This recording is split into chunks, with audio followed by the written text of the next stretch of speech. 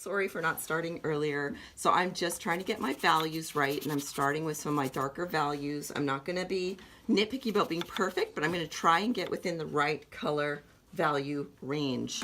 And this is just with that burnt umber, raw umber, sorry, and white to start. Okay, as I start to see things lighten, I'll just add a little bit of white.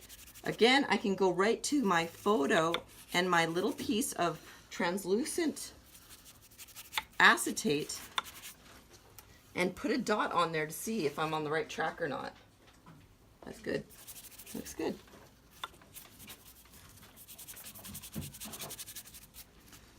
I mean, this is really how I do it, and it's really rough, and it's more fun this way because then I can go in and carve out. So remember I said before with acrylic and oil, it's opaque media, and I carve out around it. Some painters, so there's no one way to do it. Some painters I know very well who are amazing painters will start their sky and then layer everything on after the sky. But most people I know who paint with opaque media that I admire as painters start with their darkest values first, and even if it's trees, they carve around the trees with the lighter values. And I'm going to show you that. So that's what I'm going to do here. So I'm starting with my darker values, even in my trees, and then I'll carve around my trees and give details. So that's why right now they're just like crazy little cone heads.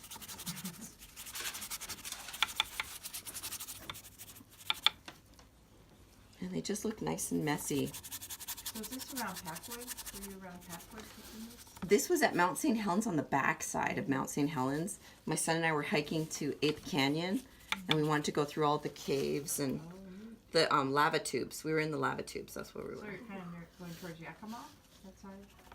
Kind of which side? No, we were down on the way to like Vancouver, Washington, Portland, that side. Yeah, because I lived there for. Oh, really? Yeah, I'm from that area. Oh, I'm just curious. Gorgeous. And on the road to this area that we were, there was a really cool First Nations cultural center, and they showed us how the Native Americans made paint. Oh, guys, it was so cool. Oh, I was so jazzed. It was just perfect timing. My son was geeking out with me, thank God, because he's usually rolling his eyes at me. We went to Sedona, Arizona, and I couldn't get over all the red rocks. And he's like, Mom, it's another red rock. Can you please stop? But it was awesome.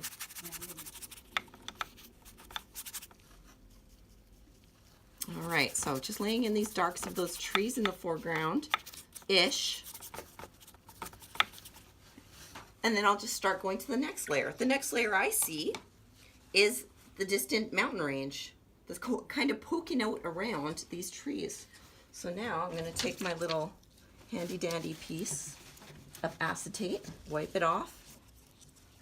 I'm going to go to that value, and I just want to get lighter than I was with the foreground.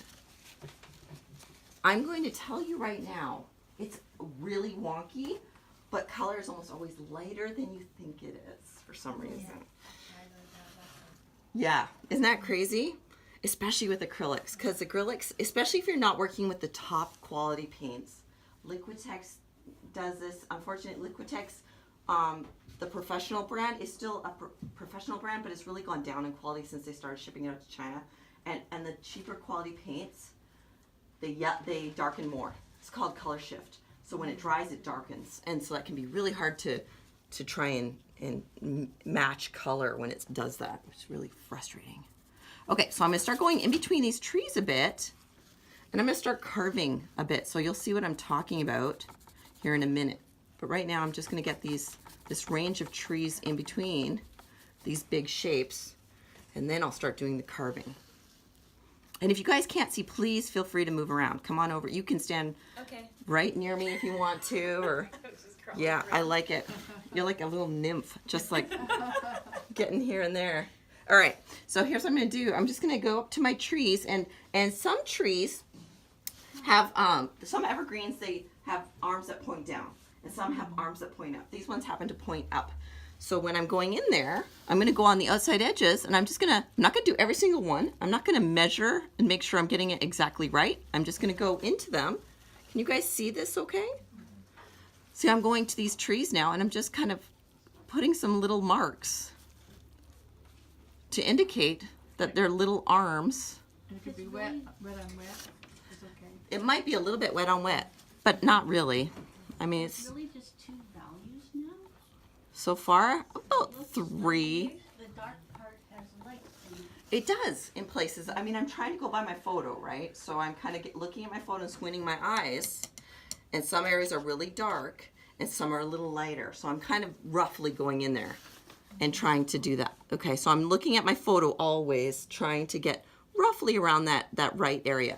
Now, when you start carving into your trees, sometimes you want to carve these little areas in too much. Don't do too much, just enough to give this hint of little arms. But inside, every now and then, maybe draw a dot. Like there's a little dot of color or a little hole in the tree. I can't see. Okay, do you want to come up here? Well, I keep trying to move, but Yeah, please do. Or come around. You can come around this way too. I wouldn't If it's suggest easier. going through that. Yeah. see, I guess I'll stand. Yeah, please feel free to come on up. As close as you need to. So see those little, sometimes I do little holes. But when I do the holes, I make sure they're not all the same size. They're not all dots. Some of them are lines. Some of them might be an L shape. Some of them are big and some of them are small. That's a key, is trying to make sure that you kind of vary the sizes of them a little bit. Okay. I'm not doing any details still. It's just kind of carving around what I see as being kind of a shape of a tree, roughly. Okay, so that's the 2 layers. Now, the mountains, when you look at this color chart I've got for you guys, you know, this line of color of those trees. I mean, look at how light that line is for the mountain. It's really, really light. So I'm going to take my palette knife now, and I just want to make sure that I don't go wrong too quickly. This doesn't mean I'm not going to go wrong. So I'm going to mix a bigger batch of a really light value to start. Now that's mostly white with just a very little bit of the raw umber in it. Let's see how close it is to any of these colors. It's darker than the lightest part of the mountain. That is. Isn't that crazy? Wow, that looks so light. It's so light. That's what I'm saying. It's crazy how things are a lot lighter a lot of times than you think that they are. But look at that. It's spot on for that version of this color here. This here on my palette is the same as that color right there. Part of it is a visual illusion because that palette is dark, right? You really can't tell at all, even this part. Isn't that crazy? This is crazy, yeah. I know. It's totally crazy.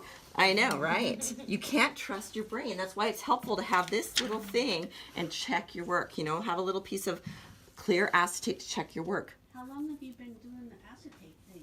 My grandmother showed it to me. I can't take the credit for it. She did it, and she was brilliant, like my art mentor. And she would do it to correct work too. Like she'd put it over her painting and say, I think I need something red over here. And so she'd put it over her work and paint something red there and then decide if she wanted to keep it or not too. So I know, isn't that great? So really helpful. You're welcome. So it's hereditary. Yes, osmosis. I would always look at her paintings and go, I'd cry. I'm never gonna be able to paint as good as my grandma. And I can't paint like her at all. I paint my own way. It's totally different. Was she oil or acrylic? She was watercolor and oil, which are totally opposite. So that tells you something about how brilliant she was. All right. It's hard for me to go back to watercolor because this is the exact opposite way of working. And my partner, Ron, is a world-class watercolorist. So that's another reason I don't ever want to work in watercolor. No competition. No competing. No way. That would be no fun. Although maybe just a little bit fun. Okay, so if I see a place where I can see the actual trunk, I might go all the way in. And then just, no worries, you guys. I just wanted it not to be me. Which it usually is. I don't have to worry about my phone. I'm not gonna even look at it. It would be disturbing our video. Okay, and this video, I'm saying this to the video, this video is just for you guys' personal reference, right? Just to kind of remind you, this is not gonna be a professional quality video by any stretch of the imagination. But just kind of giving me an idea. I mean, I'm really roughing it. It's nothing is perfect or, you know, you can take more time. Remember how I said before, this isn't a rush. thing. You don't need to hurry it along. I'm hurrying it a bit because I'm demoing for you guys, right? And I want you to be able to get to the meat of it. But I just want to show you how this can kind of indicate the presence of trees. And the reason it's powerful to carve around the trees rather than paint the trees on top is I can make it look more random this way. You know, if I paint the trees on top, I find I get too, again, mired in the details.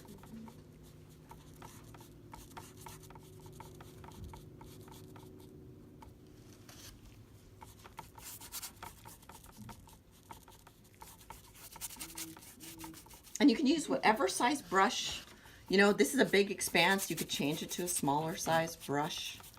But I just really want to get the values. That's the main thing, is just kind of get something that's along the lines of the values that I hopefully see.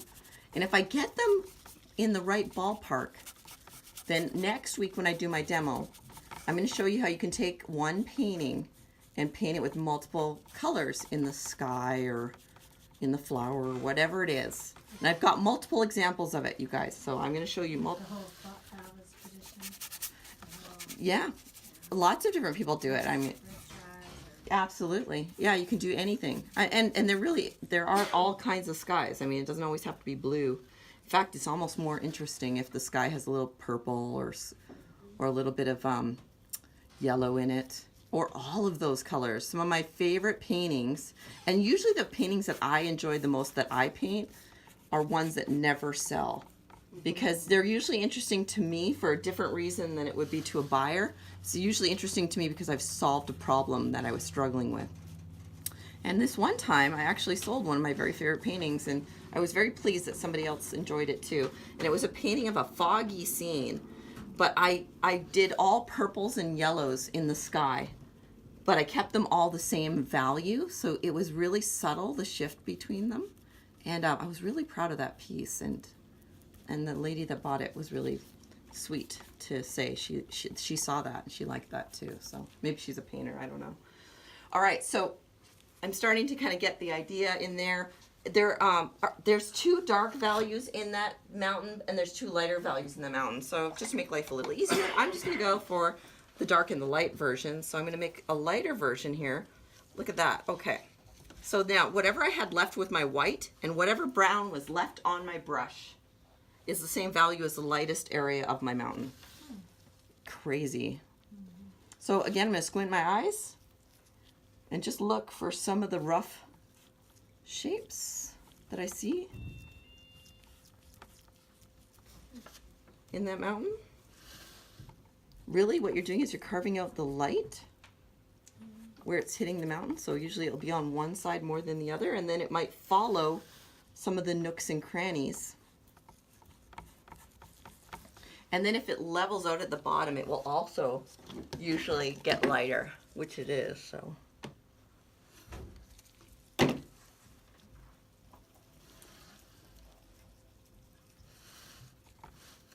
it's even lighter. It's always lighter than I think it's going to be. It boggles my mind. I'm shocked at how light it gets.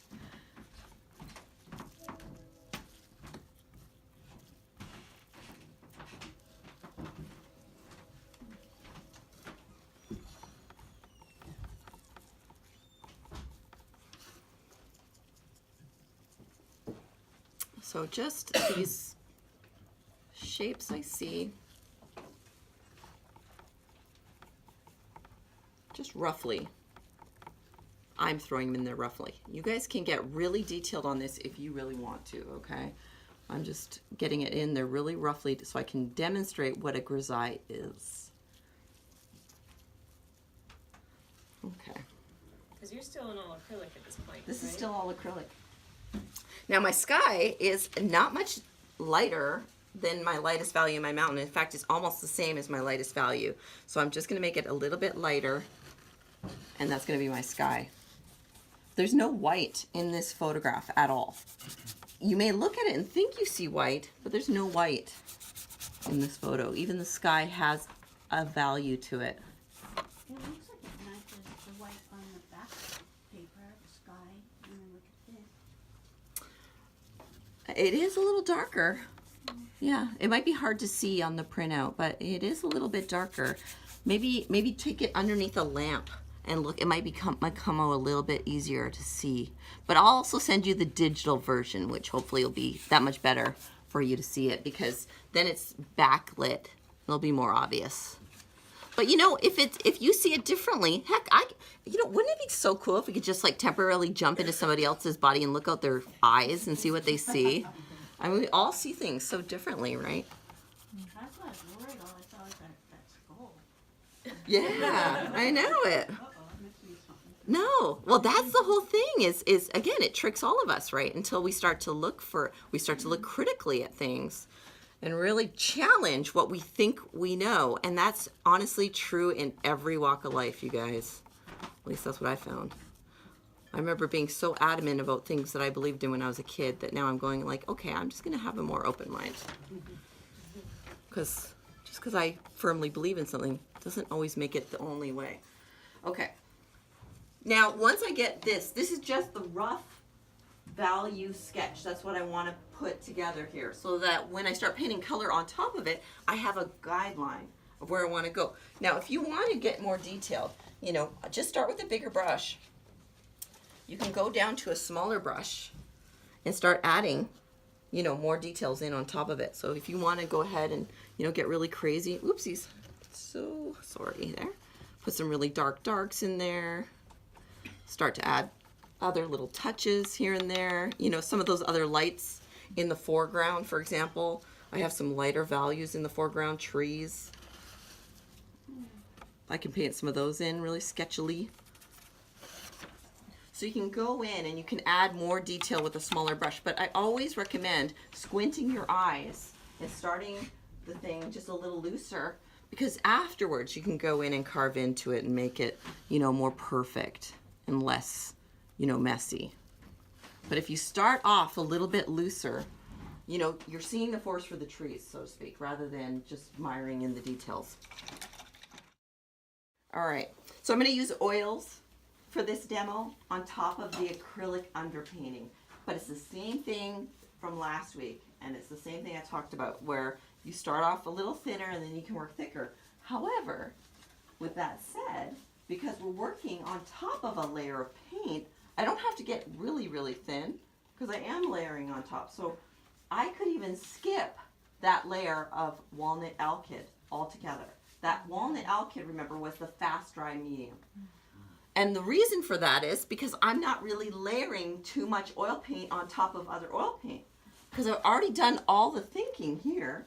I can just put the color I see right on the canvas where I see it. Hopefully in the right color and the right value. And if not, I can then paint over it with thicker paint. But I don't have to have quite as many layers as I had before. Okay, so I'm going to start the painting. I've got my walnut oil here. So you can see I use this all the time, so it's quite dark. Let me see in there. Whoa. So for us that are just doing acrylic It's on just going top to be of- water. Yeah, okay. Yeah, just water. But here's the thing, right?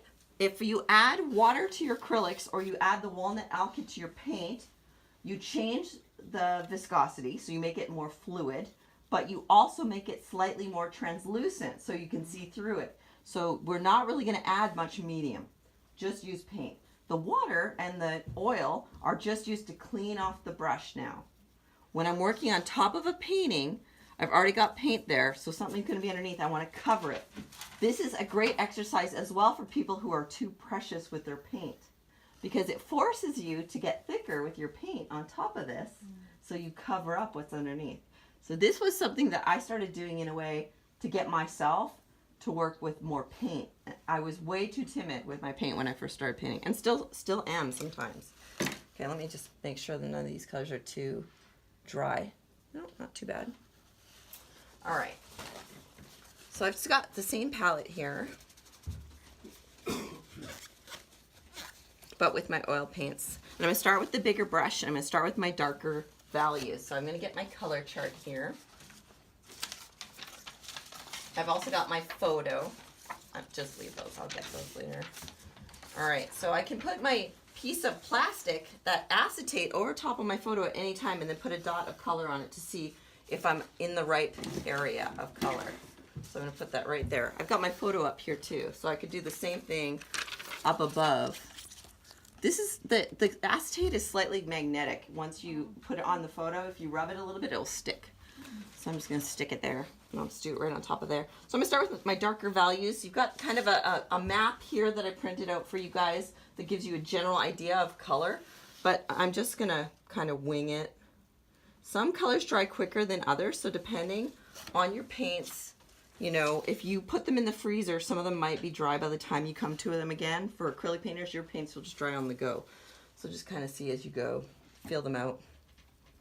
All right, so I'm starting with that darkest dark, which is mainly going to be in the tree area. And I'm just going to use the color mix kind of as I described it on that list there. Okay, so I'm just going to paint those in. Now, can you guys see that color on top of that dark? It doesn't really show up that well, right? No. Then I know I'm in the right area of value. That's good. Because if the color isn't very noticeable, then I know my value is right. If you were able to see that, like if I did this, see how you can see that? Mm-hmm. Then I know my color is too light. This is why this process is so helpful. Because I've done all the values already. Those values are all ready to go. I just have to paint on top of them now. Now there's so much less thought process necessary. Now it's just a matter of just getting the right color-ish. If I make a mistake or it's not quite perfect, that's okay, because as long as the value is right, it'll read. And that color I just put in is a little too dark. So now I'm just going to lighten it a little bit and go back over.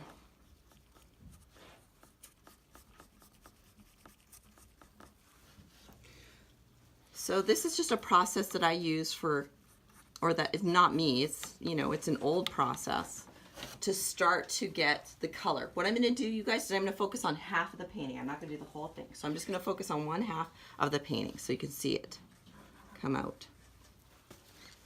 Okay.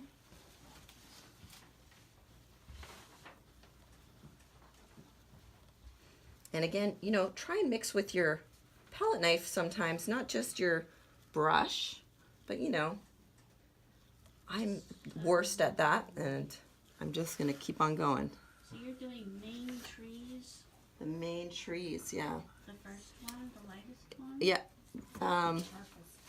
Well, I started darker, so it's the main trees on the darker side, the right half of those. That'd be blue. Well, it had blue in it, but all the other colors listed there as well.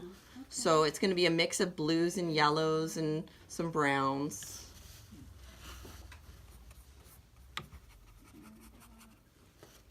And if I want to dull down my green and make it less happy, I can add red. The minute I add red to my color, suddenly the color is not so vibrant. It's a little duller. So the nice thing about trees and painting greens, and a lot of people will say, oh, I don't know how to paint greens. Greens are so frustrating. I can never get it right. My trick for greens is to have multiple shades of green. Some are going to be olivey greens, some are going to be more vibrant greens, some are going to be yellowy. You know, just go back and forth with different shades of green. That usually will help that problem. Also, I'll always make sure there's some browns and maybe even some oranges mixed in with some of my greens, as long as the value is right. So I'm mixing some orange in with my green right now. If my value is right, and I know it's hard to see from where you guys are, it kind of blends in with what's going on there, but feels like it belongs, because there's always going to be some dead leaves or something going on in there. So I find that some oranges or browns, just kind of a few strokes here and there mixed in with my greens, make the greens more plausible as greens. Believe it or not, it sounds really backwards, I know, but and those browns mixed in with your yellow and blue really help dull down that color a lot too. So in places where I might not have gotten my values right on my photo, or sorry, on my grisaille, I can bump them up here and there. Notice I haven't painted any of the really bright lights yet in there. I'll layer those on top a little thicker later. So I'm just starting with some of the lighter values of my greens. oop, that might be too dark. So if it's too dark, I can lighten it up. And really what I'm using here is a mixture of some of my blue, my yellow, with a little bit of brown to help dull it, and in places some of the reds to help dull it as well.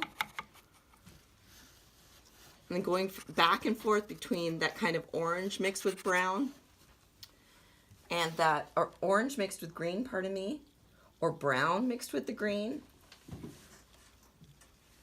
to kind of help it not just be pure greens of blue and yellow, but to help dull it down and make it a little bit earthier by adding some of those browns or reds. And the reds with the yellow, of course, just make that orangey shade. So I'm just going back and forth with the blues and the greens.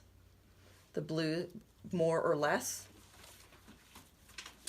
So in places here, I'm adding more blue, so the color looks a little bit, let's make sure I can see it.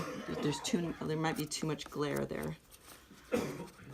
So in places where I add more blue, the color is a little cooler, color temperature wise.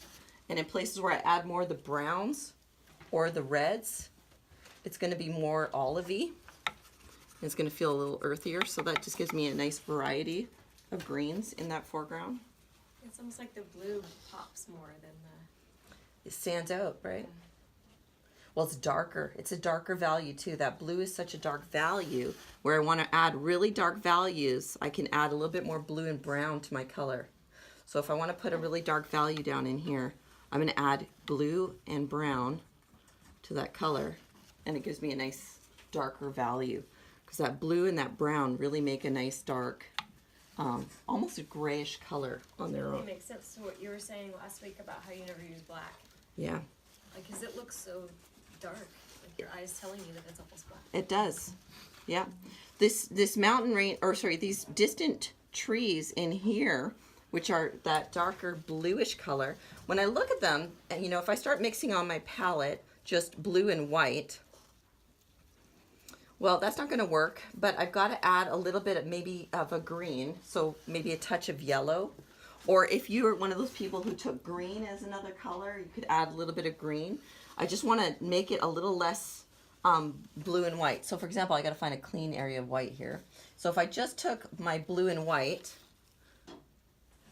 so check this out, you guys. Look at the difference between those two. Oh yeah. That's totally. the blue and white. That's blue and white with a little bit of yellow mixed in. And the yellow, just a tiny bit of the yellow, helps lean it a little bit towards that turquoise, just a little bit. So I got a little bit of that turquoisey kind of a shade. I can dull it down with some brown if I want to, if it still looks too vibrant. And I'm just gonna put that on there. And yep, too dark. See how dark that looks against that range there? That's too dark, so I gotta add some more white.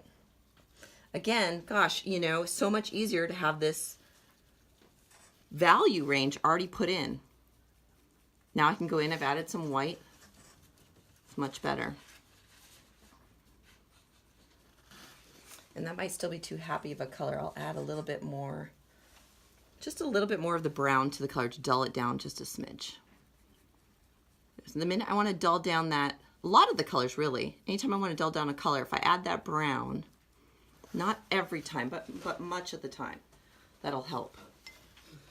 All right. So that's that distant tree line. I'll fill it in there. And there are variations within that. So I could add a little bit of the greens I mixed elsewhere and add it to it and just paint a few darks down below maybe. Oh wow. Just a few lines to help give it more perspective. Because it's not just flat, but it has some darks in it. So, you know, just kind of to make it push back a little bit more. All right. That was crazy how much that It helps. made a difference. Any area of color, if you try and have at least 2 or 3 values, that alone will make a huge difference in the painting. All right, now onto this mountain, and then I'll come back and add the highlight areas of the trees and stuff later. But for the mountain, so the mountain. Where you get most of your form from? Pardon me? Is that where you get most of the form from? It's from the values. Okay. Yeah, and the brushwork. Like, how are you going to make the line? Is it going to be on an angle, or is it, you know? But yeah, absolutely. The values are so important. So important. This paint is a little thicker because it's been sitting in my freezer for quite a while, so I'm just gonna see. That's too light. In fact, Ooh, that might be your sky. that might be close to my sky color. So, oops. Oil is a messy business. I'm gonna add a little bit more blue to my color that I mixed for my mountain. Maybe just add a touch of that brown to it and try again. Look at that, disappears. Woohoo, got the right color and value. I got that. And then I ended up with a piece on my acetate that dried because it blended. So I know it does. You forget that it's there. So you have to kind of go in and clean it off. So this is going to be my darker value of these mountains. So I'm just going to start with my darker value areas. I don't have to paint over the whole mountain the way that I did with the Grisaille because I already know where my light values are going to go. So I'm just going to paint over these darker value areas. Because you'll notice on the color chart I gave you, and if you look at the photo, you'll kind of see it. The shadows are cool. So the shadows are more bluish, but the highlights are warmer. They have a little bit more of the brown in them. Yeah. That's where that gray with the blue and the brown really help. Every time I come near a tree and carve into it, I have to clean off my brush because I've contaminated the brush with some of that green. So I go into the green, then I wipe it off and get more paint. I should have mixed more. oh, and you had it so perfect. That's all right. Okay. Hopefully, get back there again. There's a lot of yellow in that blue.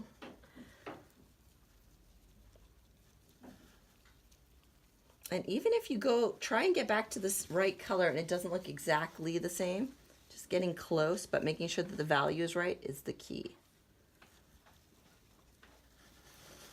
Let's take a look and see. A little darker. There we go. And we're back. And we're back.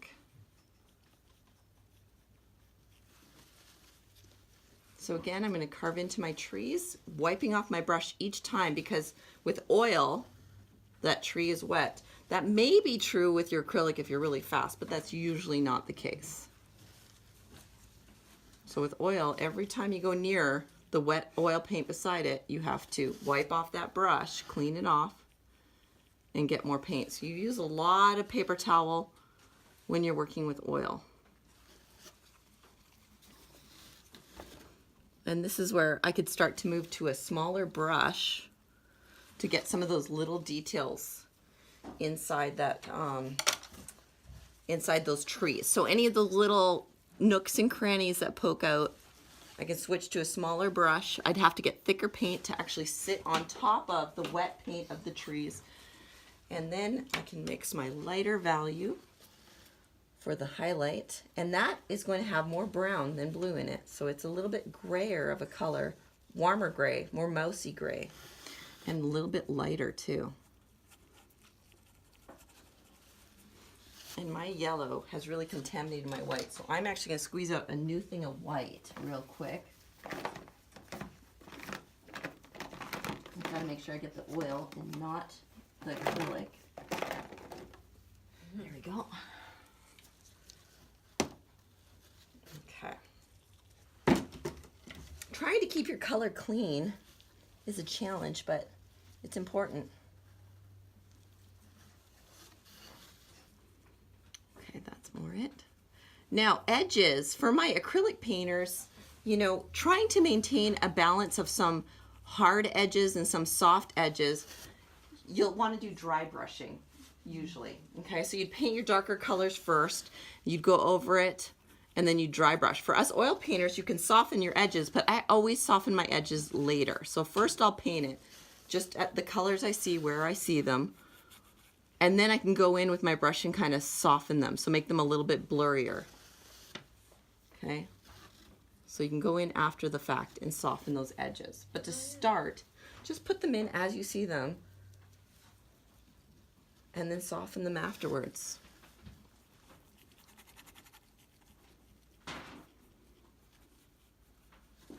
That's a luxury for oil painters that acrylic painters just don't have.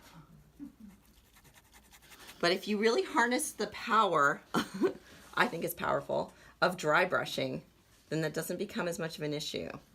So dry brushing can become your best friend. Okay. Now the sky is also a light value, and this is one of my lightest values, and it's also a light blue with a tiny hint of brown possibly in it, maybe even a tiny hint of the yellow, depending on how warm you want your sky to be. It could have a little bit of yellow in it. And normally with the sky, and I didn't paint this in my grisaille, normally the sky is darkest at the top and it gets lighter as it goes farther down. So I'm just gonna go up at the top and paint the first color for my sky, and I'm gonna lighten it up a bit and maybe add just a tiny touch of yellow to it for the lighter version where it meets the mountain.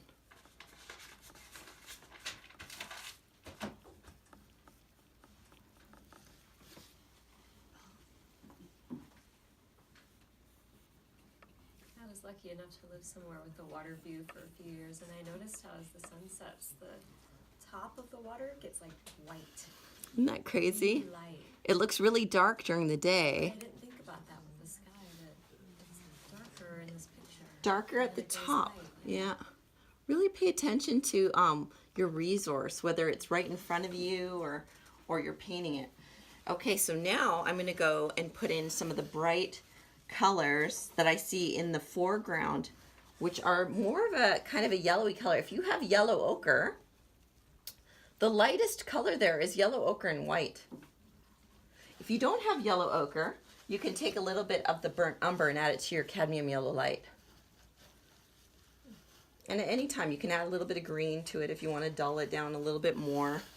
But once you start painting it on here, it'll start to dull itself as well. Now, you'll notice with oil paint, if I start painting on top of wet oil paint, it disappears because the paint underneath is so wet. So what you have to do is, and then this is where a palette knife is especially helpful, you have to use the paint more thick. You have to use it really thick, actually.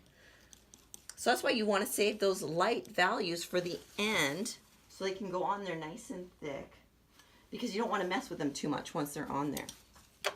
What was the color of green you handed out? For some folks, I had two different colors of green I handed out. For some folks I gave them sap green, and for some folks I gave them Viridian. Viridian green. You got it. All right, so if I wanted to put, and there aren't any lights over there, for example, but if I want to put lights on, notice how my brush is almost parallel to the canvas. I can lay them on, then I have to take the brush off and wipe it off and go back into it. The more I start messing around on the canvas, the more that I'm just going to blend these colors in, and it's what I just do going to every become a time. big mess. So you just have to kind of leave it alone a little bit, which is hard. Stop touching it. It's hard to leave it alone. It's hard to leave it alone. I think I'm gonna make a little sign for myself. Stop messing. Stop touching. With it. Stop touching. So I like to put in some oranges. I'm just going to mix some reds and some yellows in here and put a few touches of orange in with my color. At any time you can go back in and just fade it out a little bit in places. But I find I like to put, personally, some complementary colors in and around some of the other colors that I have. I'm going to go in now with some of my greens. So that's my blue and my yellow mixed together to make green. And I'm going to add some of that yellow ochre because I have it. If you don't, you would add some brown just to start putting in some of these light versions of the trees.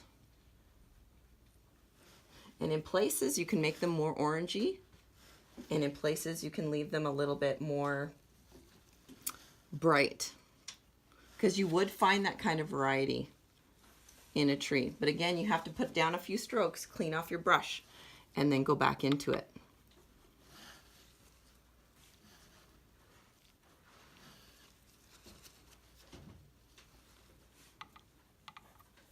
Once you've got paint down there, you get thicker with the paint in order to cover. So you have to make a big batch or just get practicing at mixing new colors on the fly. I would think landscapes too, it's okay for it to be a little bit different. It's because almost it just better. adds interest to it. Yeah, it's almost better if it's not quite right. Because then you have a multitude of greens. Just make sure you don't stay all in the same color of green. Make sure you have a little bit of different green in there. So some brownish greens, some yellowy greens, even adding a little bit of orange in there in places.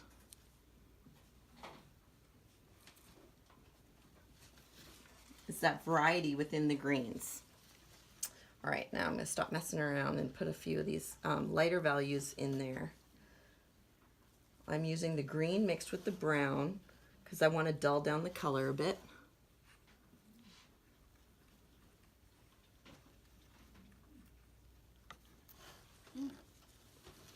And I'm just painting these kind of impressionistically. So just lines and dots to give the impression of these tree shapes without going into too much detail.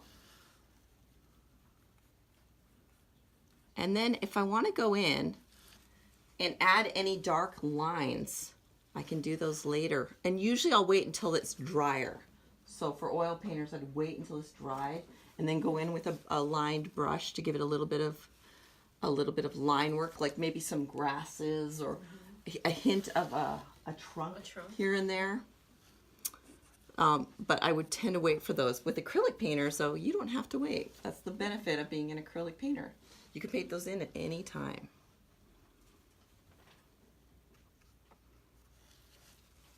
Okay, so that's a start. Half and half.